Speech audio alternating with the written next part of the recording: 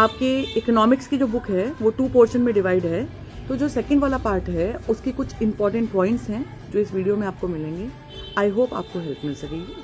Thank you so much. यहाँ से आपका सेकंड पोर्शन स्टार्ट होता है चैप्टर 15 से।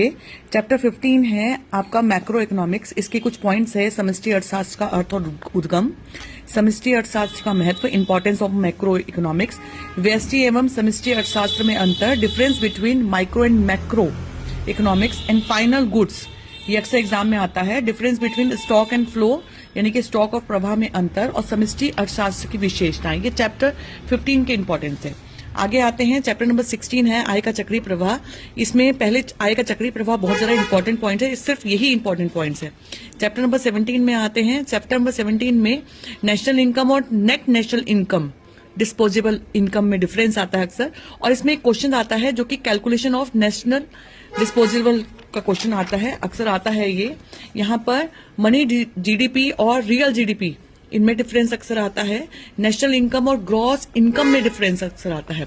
चैप्टर नंबर 18 में आते हैं। चैप्टर नंबर 18 में आपके पास राष्ट्रीय आय का मापन आता है। राष्ट्रीय आय के मापन की विधियां अक्सर एग्जाम में आता है।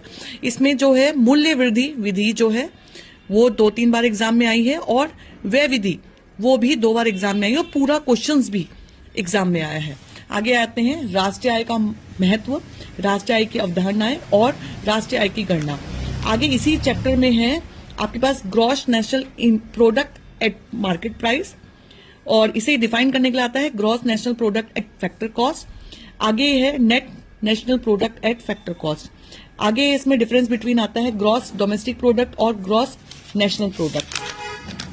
फिर मनी वाले चैप्टर्स में आते हैं। मनी वाले चैप्टर में आता है meaning of money, function of money, यहाँ पर मुद्रा के दोष और बाटा सिस्टम यानी कि वस्तु विनिमय प्रणाली और मुद्रा की मांग, और यहाँ पर कागजी मुद्रा, वैधानिक पत्र और महत्व, मुद्रा पूर्ति के तरीके और नियंत्रण। फिर चैप्टर नंबर 20 में आते हैं। यहाँ पर जो भी आपके कमर्शियल बैंक है उनके कार्य क्या क्या हैं, और कमर्शियल बैंक के द्वारा साख निर्माण किस तरह से किया जाता है। यहाँ आते हैं। यहाँ पर आता है CRR और LRR, ये आपने अक्सर पढ़ा होगा एग्जाम में। और यहाँ पर है सेंट्रल बैंक, इसमें रेपो रेट और रिवर्स रेपो रेट, यहाँ पर सेंट्रल बैंक के फंक्शंस हैं, और यहाँ पर केंद्रीय बैंक की गुणात्मक विधियां। चैप्टर नंबर 22 में से कुछ भी नहीं आता है।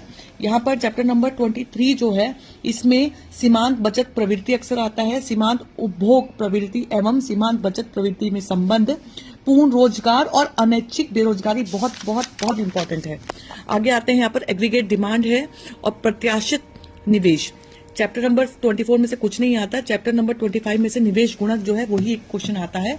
चैप्टर नंबर 26 में अतिरेक मांग, स्फीतिक अंतराल, न्यून और अतिरेक मांग में अंतर। चैप्टर नंबर 27 में न्यून मांग को ठीक करने के उपाय और अतिरेक मांग को ठीक करने के उपाय, इसमें आपको फ्लो चार्ट रेडी करना होगा। यहाँ पर आते हैं सरकारी बजट वाले चैप्टर में। तो यहाँ पर डायरेक्ट और इनडायरेक्ट टैक्स आता है, रेवेन्यू रिसिप्ट और कैपिटल रिसीव आती है, और फिस्कल यानी कि राजकीय घाटा और घाटे का बजट, ये बहुत इंपॉर्टेंट पॉइंट्स हैं। सरकारी बजट के महत्व और उद्देश्य आते हैं, और बैलेंस बजट यानी कि संतुलित बजट आता है। और 2 साल से यानी कि 2024 में और 25 में क्वेश्चन नंबर 28 केस स्टडी भी सरकारी बजट से ही आता है। आगे आते हैं क्वेश्चन नंबर 29 में। यहाँ पर विदेशी विनिमय दर आता है चैप्टर्स में, स्थिर विनिमय दर आता है, विदेशी विनिमय बाजार आता है, चालू बाजार और वायदा बाजार। यहाँ पर आते हैं चैप्टर नंबर 30 में। इसमें आपके पास आएगा balance of payment account, balance of trade and balance of payment, और भुगतान शेष संरचना। आई होप आपको हेल्प मिलेगी। Thank you so much.